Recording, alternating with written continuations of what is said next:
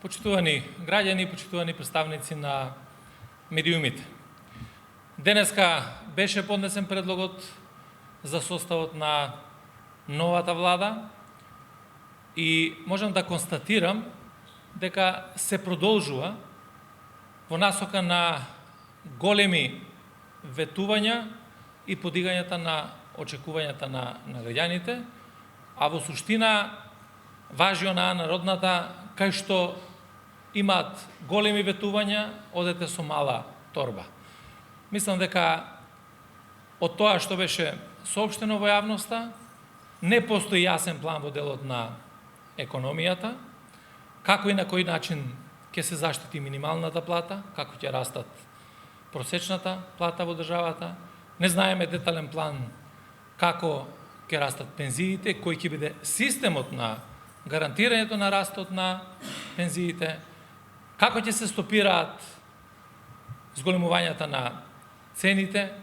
што ќе се прави во делот на здравството, како еден од клучните сегменти во делот на образованието и така натаму, како две теми кои што беа постојано под лупа во изминатиот период и за кои што се истакнуваа многу ставови по однос на ова прашање. За жал, мислам дека немаме ниту јасни правци за остварувањето на нашите национални интереси, тоа е членство во Европската Унија, освен декларативните, кои што беа во целиот изминат период. Исто така може да се констатира дека и кадровскиот потенцијал кој што се нуди, апсолутно не може да одговори на очекувањата на граѓаните, ниту пак на ветувањата кои што беа дадени во предизборниот период, затоа што ова е влада која што е составена од една страна од кадри кои што креираа политики во еден период на владењето на режимот на ВМРО-ДПМН до 2017 година, кадри кои што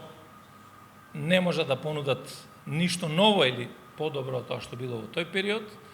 и од друга страна кадри кои што досега не биле на одредени позиции за кои што не можеме да кажеме како и понатаму ќе постапуваат. Има повеќе кадри за кои што самото ВМРО-ДПМН имаше многу негативни ставови и мислења во изминатиот период. Се сеќавате на изјавите за кандидатот за министер за здравство. Така да, сето тоа уште еднаш потврдува тоа што го кажав и на почетокот, дека нема реалност во ветувањата и во големите очекувања кај граѓаните. Така да, детално ќе се изанализира програмата која што е доставена со кадровските решенија и на седницата за изборот на влада ќе можеме да дебатираме сериозно низ факти и аргументи по однос на сите прашања и тези кои што се отвараат во јавност. Благодарам.